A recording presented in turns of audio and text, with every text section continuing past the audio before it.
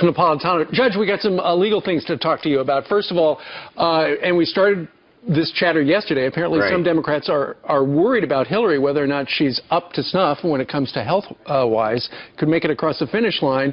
And now apparently a former DNC chair by the name of Don Fowler said yesterday, I think there should be a contingency plan developed by 6 o'clock this afternoon. He said that yesterday. The person who said that was appointed chair of the DNC by her husband. Bill Clinton? Right. Yes. So the DNC, the Democratic National Committee, has all of the authority of the Democratic National Convention when the convention is not in session. So the 104 members of the DNC could, this afternoon, if they wanted to, by a simple majority vote, replace her, as they did with Senator Tom Eagleton for medical reasons. Sure. In 1972. There might be a political uproar. There'd be a battle between the Bernie Sanders and the Joe Biden people, but legally they can do it. What about Tim Kaine? So it wouldn't automatically be Tim Kaine? No, it would not automatically be Tim Kaine. And probably if it is Joe Biden or Bernie Sanders, Vice President Biden and Senator Sanders would want to choose their own VP candidate, who might be Senator Kaine or it might be somebody else. It's never going to happen, right? Because the Democrats would lose the election. I can't say it's never going to happen. It depends how sick she is and how much time she's off the campaign trail. Donald Trump will make hay, and rightfully so, while she's at home in Chappaqua. And as they see the poll numbers change, they're going to have to do something. Well, yeah, we'll see if she's able to get out there. If there is more than just pneumonia, you can obviously beat pneumonia in a few days, even at her age. She is right that it is minor, can be treated, and she is being treated. Unless there's something else going on, and because of her credibility gap, we don't know what to believe. Well, that's the point that our colleague Charles Krauthammer made last night. The credibility gap is getting worse. This is another example where the cover-up, the refusal to tell the press and us through the press the truth, is far worse than a simple case of pneumonia. But she spoke to her staff, so don't worry about it. She straightened it out. Of course, it can't be our staff is dropping like flies. What's happening down there? They all have pneumonia. But she has enough time to recover before the debate. That's what a lot of people are thinking. Maybe this is a way to get out of the debate. If she lays low between now and the debate, you'll see an inversion in the numbers. You'll see Trump's numbers take off. But she can't do nothing. But if she were to faint again, that would pretty much be it. I would think that they would seriously have to do something. Remember, this can be done against her will. Senator Eagleton agreed to leave, but he didn't have to agree. Okay. If a simple majority says you're out, she would be out. Meanwhile, there's some drama yet. Keep talking. You handle it. We're not going anywhere. Okay, here we are. Keep talking, man. Keep talking. Okay, we'll keep talking. Keep talking. You handle it. We're not going anywhere. Keep talking. You handle it. We're not going anywhere. Okay, here we are. Keep talking, man. Keep talking. Okay, we'll keep talking. I mean, they said that this was a conspiracy theory put forward by right-wing conspiracy theorist Roger Stone. Well, conspiracy theory, not. We're operating on the basis of our own observations. Now she collapses in 80-degree weather, first claiming it was heat prostration, then claiming it's pneumonia, at the same time saying that she was romping in Chelsea's apartment with her grandchildren. It just doesn't meet the smell test. Hillary Clinton has something visibly wrong with her. I doubt she has the stamina to go toe-to-toe with Donald Trump for 90 minutes. No bathroom break. Where is she right now? She's only doing phones. She's only doing phone conversations. Right. Well, that's because they don't want you to see her. I'm predicting right now she backs out of the debates because she can't go toe-to-toe with Donald J. Trump for 90 minutes without a break. We got to keep an eye open for the earpiece. She clearly was wearing an earpiece. No conspiracy theory, folks. You can see it with your own two eyes. Now, based on her FBI interview regarding her email server, she clearly has no memory. Perhaps that's why she needs somebody feeding her the answers by earpiece. No conspiracy, folks. You can see the earpiece. They have the guy running up beside her when someone asks a question saying, it's okay, it's okay. She is in and out of reality. The word is a brain tumor, Roger. Well, look, I don't know whether it's Parkinson's or epilepsy or a brain tumor. I've been approached and contacted by numerous eminent and prominent doctors who just on the basis of their observations have put forward various theories. Well, the brain tumor causes the epilepsy and the Parkinson's. Well, that may be. Here's what I know. High-level Democrats have begun talking about replacing her on the ticket were she to be incapacitated or were her to drop or be unable to move forward. The Democratic National Committee chooses in one meeting her replacement. And I'm told those meetings are ongoing. That's now admitted. So who do you think they may pick? I mean, I was hearing from you this morning about a certain woman. Yes, I think that that they would go to. Well, I don't think. My source, who's a very high level and prominent Democrat, tells me that they would go to Michelle Obama. They can't resist the feminist wing of their party. These women are salivating over the first woman president, even if it's Hillary. And therefore, they would brook no dissension from the feminists by choosing Michelle Obama. The disdain for the Clintons by Barack and Michelle Obama is well known. Joe Biden has a little bit of a grabby problem with women and with children. They know that old Uncle Joe would not stand up in a campaign. Tim Kaine would be giving away the franchise. No, I'm almost certain that Hillary Clinton will be replaced by Michelle Obama if she throws in the towel.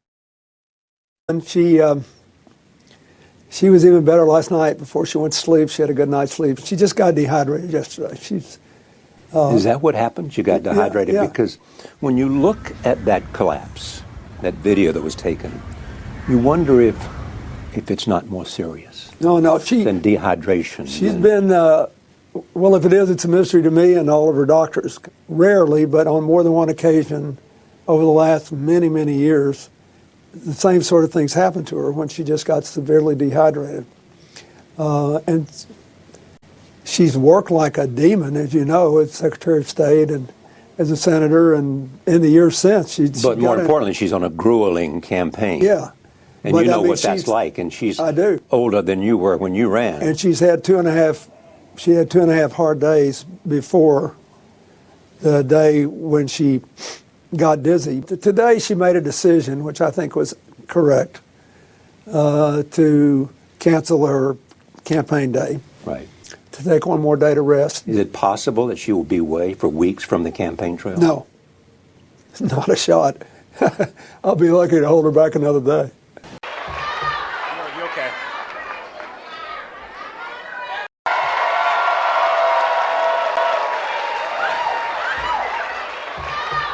You okay?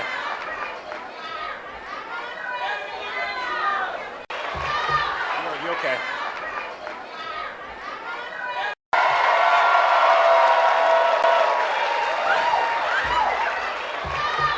You okay?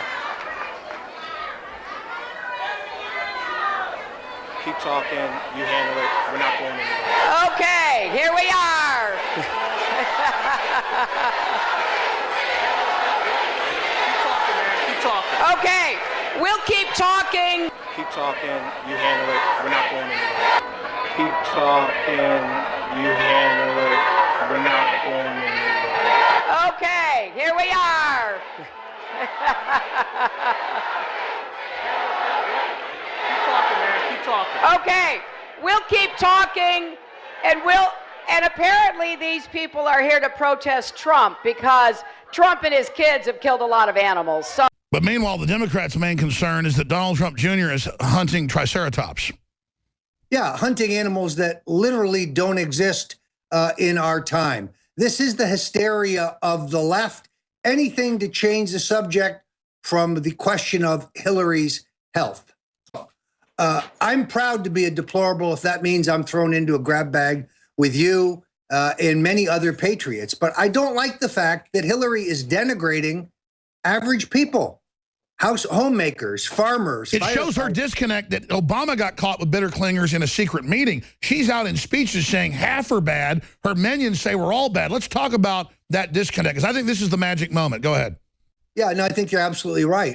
When I put up the meme that had photos of the most prominent deplorables, Trump, Spence, Ivanka, Donald Jr., Eric, Alex Jones, and others, the left went absolutely crazy because there's a frog there, some frog who is put there because He's so cocky. I'm proud to be in this meme. The Hill wrote about it. I think last time I looked, there were 10,000 people who had retweeted it.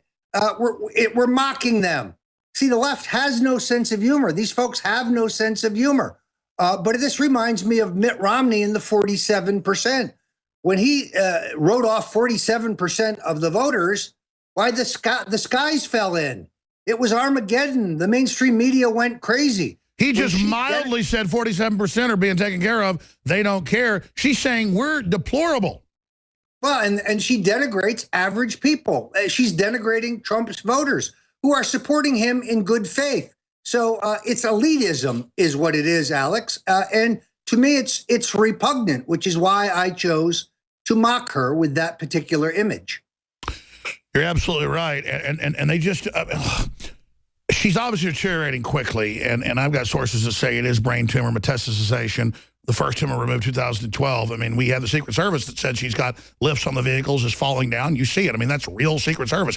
You were there with us when we were, like, mobbed by the Secret Service like rock stars. I've never seen them act like that, but they've seen the criminality. I just think that... how are they going to strike back, though, Roger Stone? Well, I think they're getting painted into a corner. I think that one of the reasons that they are panicky is because the negative campaign plan to just disqualify Trump has failed. They pulled their whole bag of tricks. He's a bigot. He's a racist. He's mentally unstable. He's trigger happy. He'll start a war. All those things are false.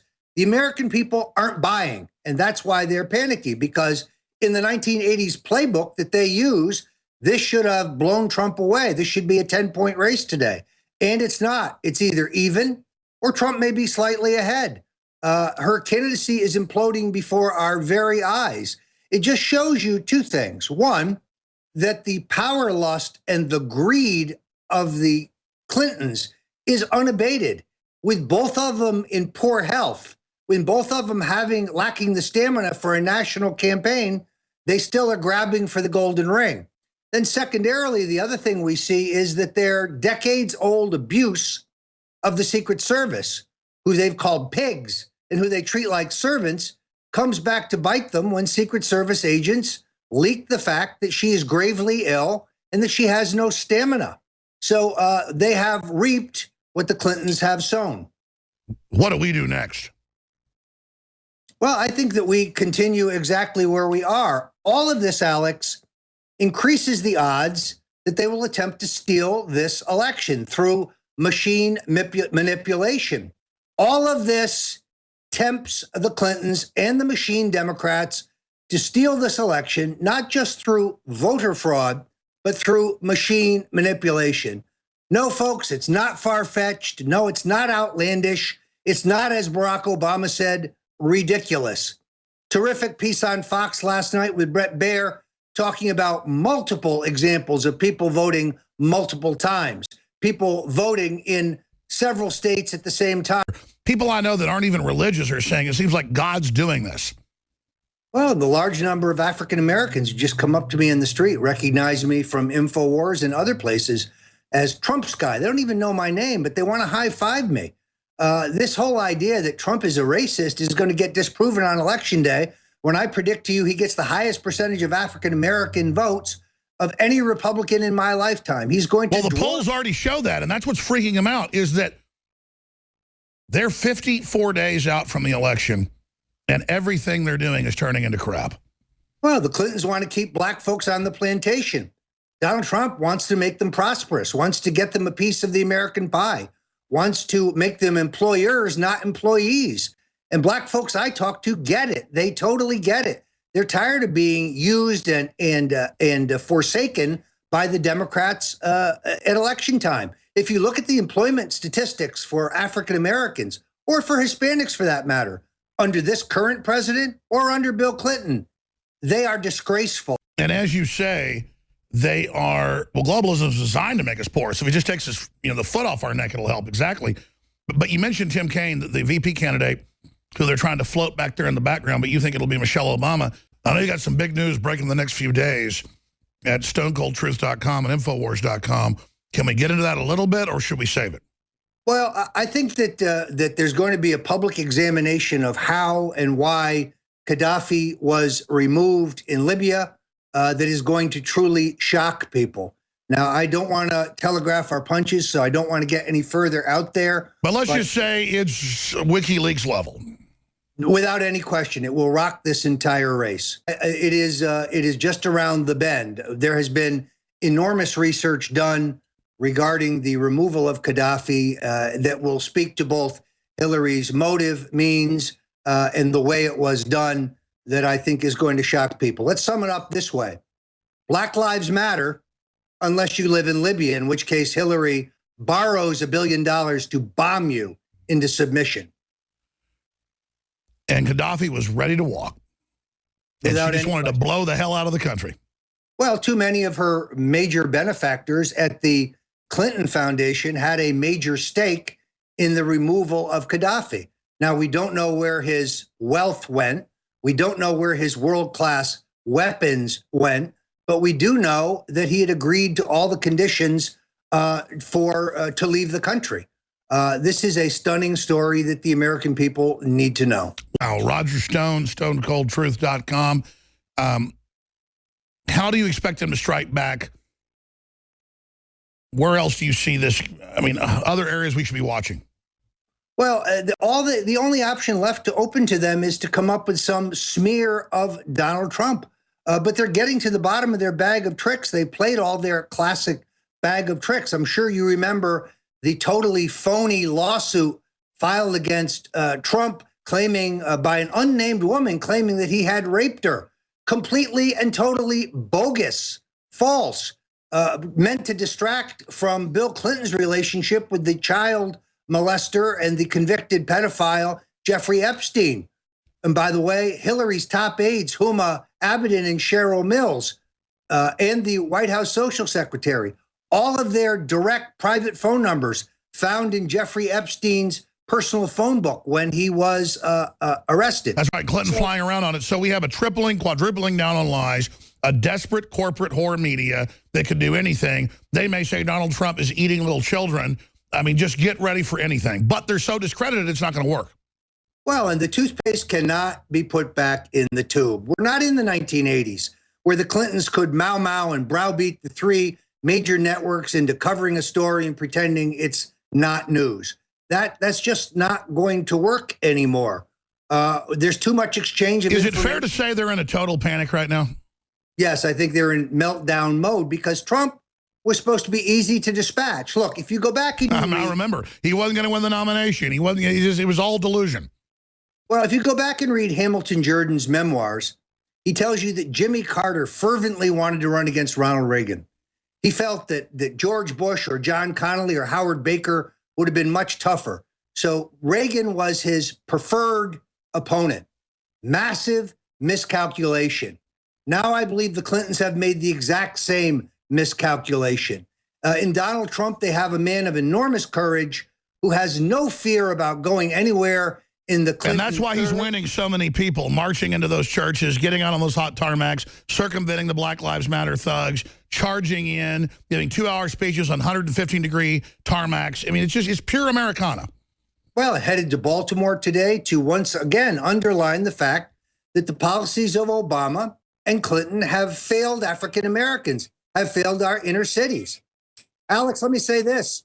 Trump is going to win. Mark my words. 55 days until America heads to the polls, and the issue dogging the Clinton campaign, that is to say, is Hillary's health. She'll be back on the campaign trail, we are told, tomorrow after collapsing, famously right there, outside the 9/11 memorial on Sunday. It's a scenario that our next guest saw coming. He's been sounding the alarm on Hillary's health for a number of years. Ed Klein has written extensively about it, and as well has several books about the Clintons, including a new one called Guilty is Sin, comes out October 4th. It's about Hillary Clinton, and it includes a chapter on her health. A whole chapter on her health, because I've been following this for the last 2.5 years. I've written many blogs about it. I've written several books about it. Bill Clinton has known about Hillary's health for not months, but for years. It's been urging her to get a complete medical checkup at a hospital, and she's refused to do so because she's afraid if it leaks out. Right. So this collapse that we saw the other day really had virtually nothing to do with her having pneumonia. This is much deeper than pneumonia. Does she do a lot of these feigning spells? Or we know of a couple of times when she's passed out. You know, I had an interview, and I'm sorry to pull out a piece of paper, but I got to do this, with a friend who said she's not steady on her feet. She frequently gets dizzy at home, even when she climbs stairs. This is a friend who speaks to her. Mm-hmm. She has her legs elevated when she's at home because of her circulation problems. Huma Abedin brings her cold, water-soaked towels to put on her neck and her forehead. And Bill has been beside himself, begging her to get a real checkup. And he told her, don't go to the 9/11 memorial, right? Yes, he begged her not to go. He said, I'll go in your place. And she refused to do it. And then when she came home, he was absolutely furious at her for having gone and then collapsed and did exactly what he was afraid was going to happen, which would collapse in public, because she's been doing it in private. Because the Clinton machine could tamp down any rumors. Yeah, it didn't really happen, but when there's video, it's hard to argue with video. Yes, it's hard to argue with video, and up to now, the media has been in the tank for the Clintons, but they can't argue with this video. What do your sources tell you about an underlying issue, health issue? You know, even her friends don't know exactly what's wrong with her, but what they do know is that she faints frequently, not just once in a while. It could be circulation, it could be neurological. They don't know, but they do know that there's something very seriously wrong with this woman. And you've been talking about this for a couple of years. 2.5 years. But then again, you've been labeled a sexist or a hater because you've been bringing up this stuff that you've heard about and now we all know about. That's right. And, you know, in addition to this, I also wrote a book called Blood Feud about the feud between the Clintons and the Obamas, which is now coming out in public. And so it's such delicious irony to see Barack Obama yesterday down in Philly talking about how she's the most qualified candidate in the history of the presidency. Sorry, Thomas Jefferson, Abraham Lincoln. Right. And yet they hate each other's guts because he beat her in 2008. And he really wanted Joe Biden or even Elizabeth Warren rather than Hillary Clinton. But now he's stuck with Hillary, and he's got to go with her. Let's say, God forbid, there's another medical episode caught on camera between now and election. That could be devastating. Well, surely. And the Democrats would then scramble to find a number 2 person. At this stage, it's not Tim Kaine, is it? Bill has gone to his old legal advisor and said, you know, there's talk about dumping my wife. Can you put together a legal team that, if that happens, they can block the effort to dump Hillary? So there's already, on Bill's side, an effort to try to stop that. You can't dump her because I'll sue you. That's right. Oh, man, oh, man. All right, his new book comes out on October 4th, Guilty as Sin. Ed Klein, thank you very much. Great to be with you. Stone now says Trump is going to win. All right, thank you so much. We'll be back. When David Duke is doing robocalls saying vote for Donald Trump, and others who are kind of at the very fringe of the conspiracy movement, like Alex Jones, are being kind of incorporated into the campaign in ways, or even the recent choices of campaign management. This is something that is really important, and I think we do need to call it out. Into what I call the basket of deplorables. Right? The racist, sexist, homophobic, xenophobic, Islamophobic, you name it. Do you think it's tough to defend the remark deplorables, to stereotype a group of people or not? I think that her only mistake is that she said half of his supporters were deplorable. Does anybody around this table, have they not seen Trump's rallies? Have they not seen Trump's own remarks? What she said was not wrong. Her only mistake was that she described half of his supporters that way. They sit there and they lie to you to your face, thinking you don't know how to go find the full clip. Or thinking you're so used to being lied to that they won't be held accountable. You have been held accountable. You have no viewers. You're a pack of harpies up there regurgitating lies into each other's nest. Let's play the clip. Here it is. What we will see here now is her getting into the car. She was a little bit unstable there. She was a little bit wobbly. That's, I think, an appropriate word to use. You could see right there. For weeks, I've been railing against the monopolies that have emerged in America under Obama, the dictator. Google, Facebook, Microsoft, of course, had been there before. Look at these companies. They're violating the antitrust statutes of the United States legal system. There is an antitrust division of the U.S. Justice Department that does not touch Mark Zuckerberg, does not touch the Google boys, does not touch Bill Gates. And there's a reason, because they all support the globalist New World Order agenda. They support it to the nth degree. And I've been screaming that when Trump becomes president, he must reactivate and use the Justice Department to break up these monopolies and give other people a chance to build a business. And I make a point of Teddy Roosevelt, who was a populist, as you well know, and his campaign slogan was bust the trusts. The trusts in his day were Standard Oil, Rockefeller's railroads, and oil company that dominated railroads and dominated the oil business. They didn't give anyone a chance of emerging. If they did, they crushed them. And it's the same globalist grandkids today that are running globalism. I keep saying, Soros gave them $70 million to those street thugs. All we need now is Obama to turn them into his well-funded private army. He can deputize them and give them government arms as he did ISIS. And then you will have the young pioneers of the Soviet Union. You will have the Red Brigades. You will have the Red Brigades of communist China frightening everybody in the society on a daily basis. We cannot continue to rely only on our military in order to achieve the national security objectives that we've set. We've got to have a civilian national security force that's just as powerful, just as strong, just as... I agree. We've only got a minute left then. In your gut, you're a smart cookie, Dr. Savage. What do you expect them to pull? Remember what George Bush did in the last few months of his regime? I was screaming and warning George Bush as a fiscal socialist. He's not through yet. Do you remember the housing crisis that followed? I expect that if it looks like Trump is going to win or Grandma falls off the stage again for good and they replace her with Freddie from one of the Nightmare movies, Kane Who Can't Win, I expect the worst. I expect them calling off the election. I expect martial law. I expect, if that is not possible, I expect a complete financial breakdown to create even further chaos. That's what I expect.